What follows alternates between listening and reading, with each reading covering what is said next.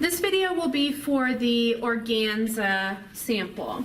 So silk organza, this particular sample or this particular fabric is silk organza, it's printed.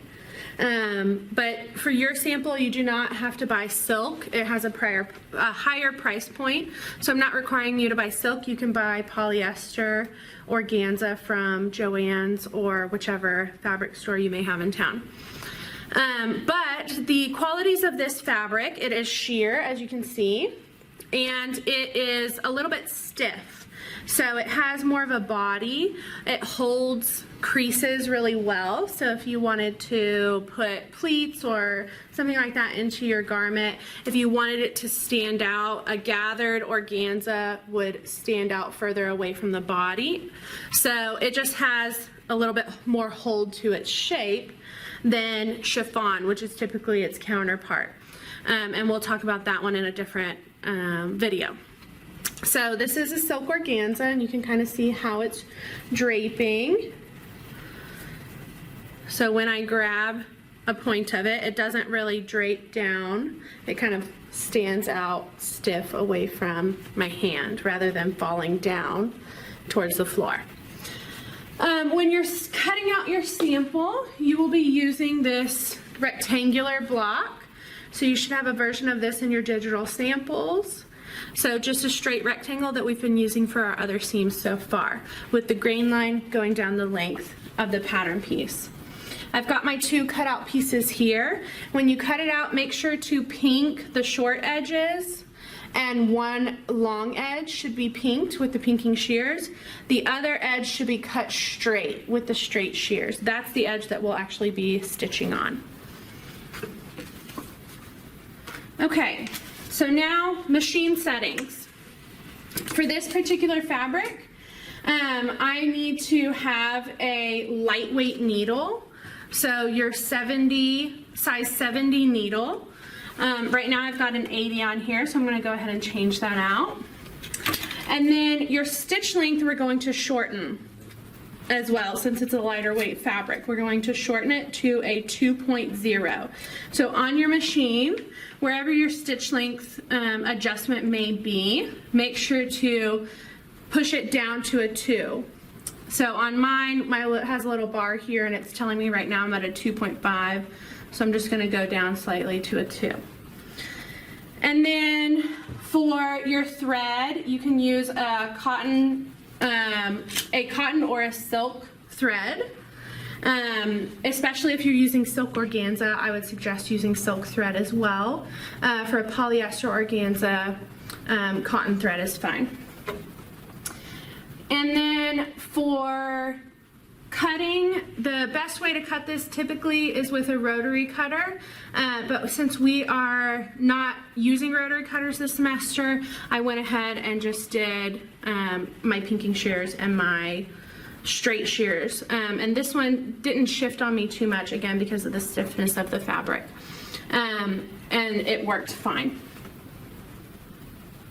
Okay, for this one we are going to practice a flat felled seam allowance.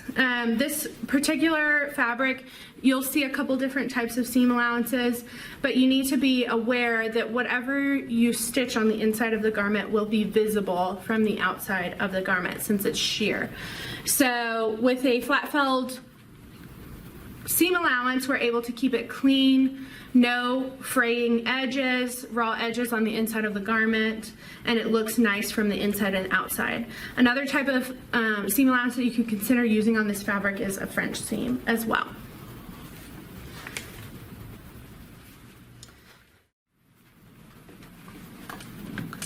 Okay, I went ahead and got my needle in the machine, and I pinned my fabric together. So I'm going to pin it wrong sides together. So the wrong sides of the fabric, it's a little difficult on this one to tell what's wrong and right side, but you're going to put wrong sides together and then pin it down that straight edge. And now I'm going to stitch this. I'm going to do a thinner flat felled for this one since it's a lightweight fabric. So I'm going to start with a 1/2 inch seam allowance.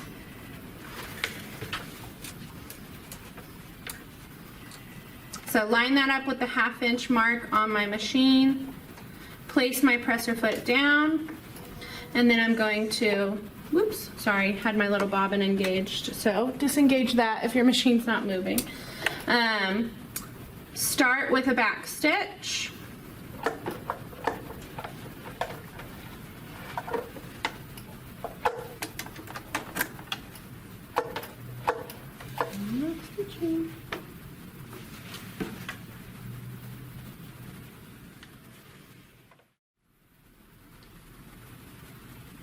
Okay, I'm back. Sorry, had a bit of technical difficulties there.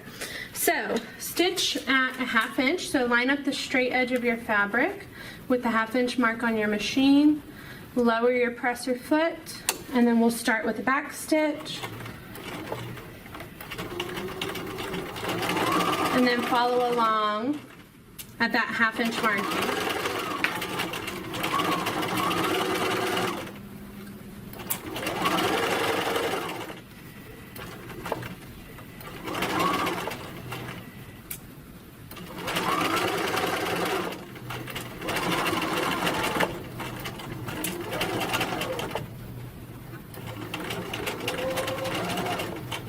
And then back stitch to end with.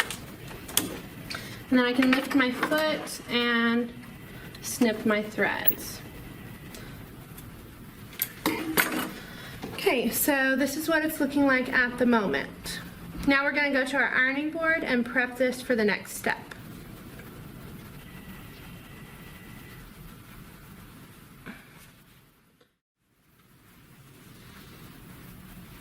Okay, the first thing we need to do is bust open our seam. So open up those 2 layers and lay it down flat with the seam allowance sticking up.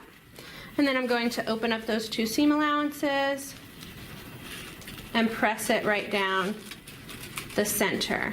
I do not, especially if you have a polyester fabric, you do not want to melt your fabric.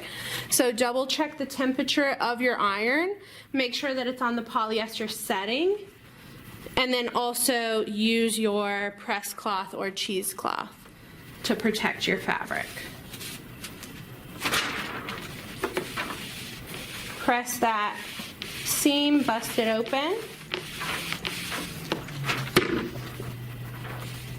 Now I'm going to press both seam allowances over to one side, but first I need to trim the seam allowance that will be on the bottom. So if I'm pressing it over to the right, in this sample we'll just press it over to the right. If this was on a garment, you would typically press both seam allowances towards the back of the garment or down towards the bottom of the garment if it's a horizontal seam. So we'll just pick that as the right for this particular sample. I'm going to press both over to the right, so that right hand seam allowance will be on bottom and needs to get trimmed down to a 1/4 inch. So I'm going to trim just that one layer, making sure not to cut any of my other layers, but just trim that seam allowance down to a 1/4 inch. So I've got that little strip that came off. And now take my other seam allowance, press it over towards the right.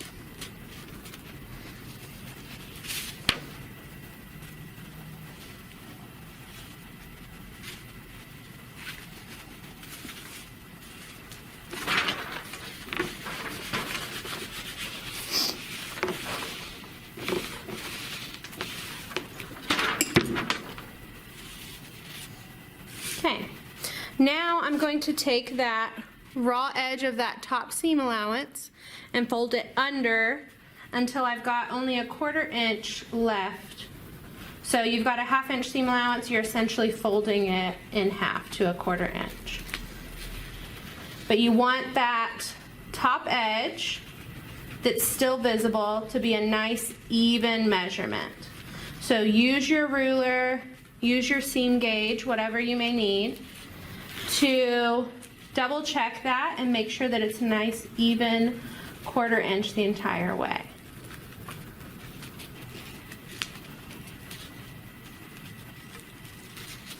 You can finger press it first to get it to temporarily stay down. So that's just using your finger or your nail to kind of run it along the seam and get it to press and stay down. Or you can use pins to hold it in place while you press it before you're ready to stitch. So I'm just using finger pressing. So I've got it started there. I'm going to grab my seam gauge, or my, yes, seam gauge, and double check that measurement.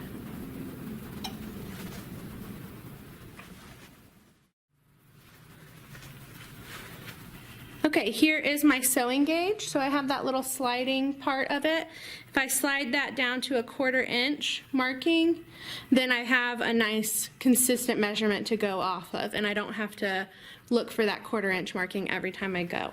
So use that to double check the width of your seam and adjust it if you need to. And then I'm going to set my press cloth on top and press that down.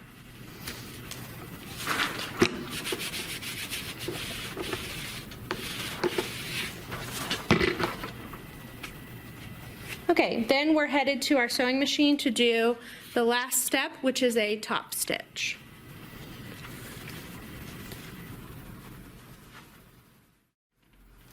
Okay, the last step of this sample is to do a top stitch. So right next to that folded edge, which should be a 1/4 inch away from your original seam, we're going to do an edge stitch all down that folded edge to hold all of these layers down to the fabric. Okay, so line that up with the edge stitch marking on your foot. You can also put your needle down first to see exactly where it's going to stitch, to double check the placement of your fabric. Okay, and then I'm going to do an edge stitch all the way down, starting with a back stitch and ending with a back stitch.